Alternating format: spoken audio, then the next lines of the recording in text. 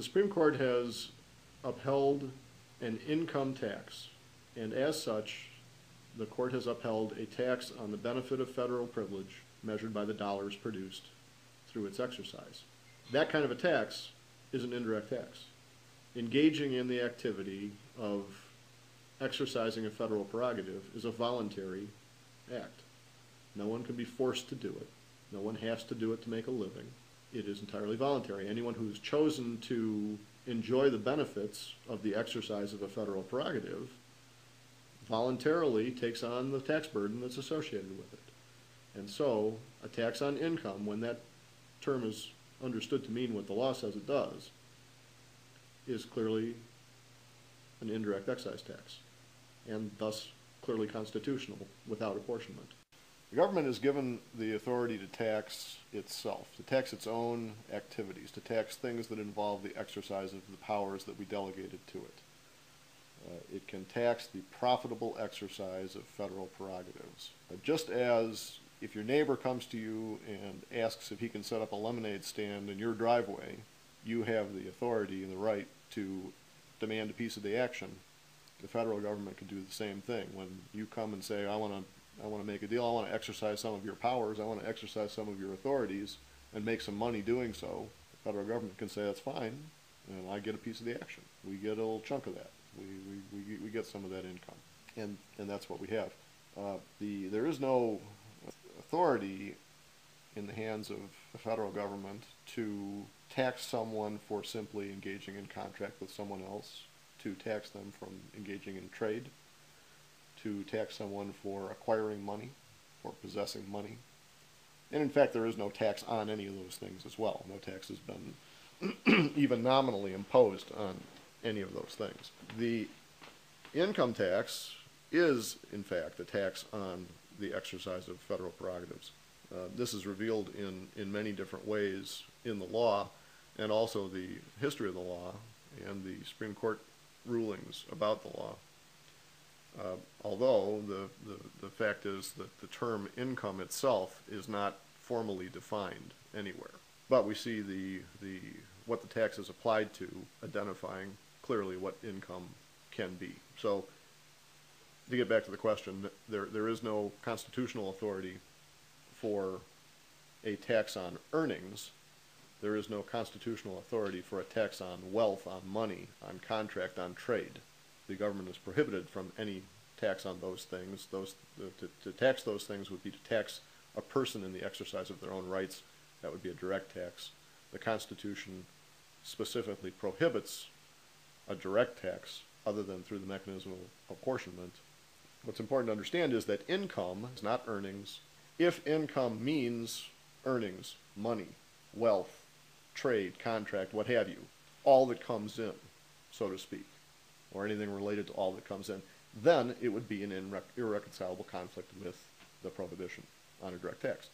So we have all the statutory elements, all the Supreme Court rulings, all the administrative components of the tax, all 100% consistent with income as nothing but the benefit from the exercise of federal prerogative measured by the dollars associated with that exercise. And we find that that's necessarily the case if the Constitution is not to contradict itself. So there is no tax on income in the sense that we are led to imagine that term to be, but there is tax on income in the sense of that term properly understood. Free people don't live this way. Free people don't sit at a desk with a mountain of receipts and slips of paper around them, busily filling out forms to satisfy the interests of bureaucrats. That's not the way America works. That's not what our system is. And as a matter of fact, it really isn't what our system is. And the beauty of learning the truth about the income tax is learning that that isn't for you anymore. That isn't in your future. It isn't in your job description. It isn't in your citizenship description. And you can and should be free of it.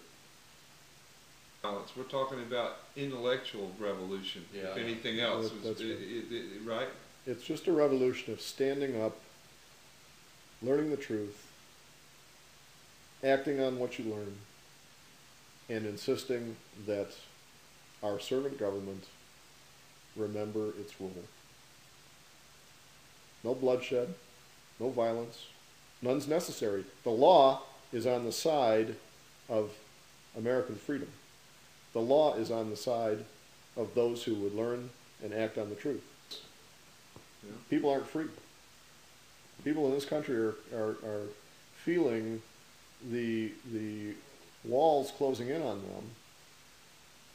And in America, that is doubly a tragedy and doubly depressing, doubly likely to produce pathologies, because we have a heritage of freedom. We have a heritage that's quite the contrary, and we know it. We are taught it when we're children. When we're children and we're in grade school, we get taught all these wonderful things about our American system. We get taught, we're told over and over again, we live in a free society. And we know that that doesn't mean that we're spared being the subjects of the King of England. We know what free means. We know free means that we're empowered to do what we wish with our lives and our liberty and in the pursuit of happiness, with our property. We know that we have rights recognized under the Constitution, rights to speak, rights to associate freely, rights to travel, and on and on. We're told all these things, we're taught all these things when we're children, and as we grow up, what do we discover? We discover these things really aren't true. We don't have these rights. At least these rights are not honored. They're not honored by our government. We're not allowed to speak freely. We are not allowed to associate freely. We're not allowed to do many, many things that we were taught as children were our natural heritage. We find ourselves supervised by our government in virtually everything we do. How much of that can you take? How much of that can anybody handle without some psychological reaction? To have somebody looking over your shoulder, looking into your affairs, able to go through your stuff, your papers and effects, so to speak, anytime they want to. That's the sense that Americans have today, is that anytime some pinhead bureaucrat in Washington decides to poke through your stuff, they can just show up at your door and do it. They don't even have to have a reason.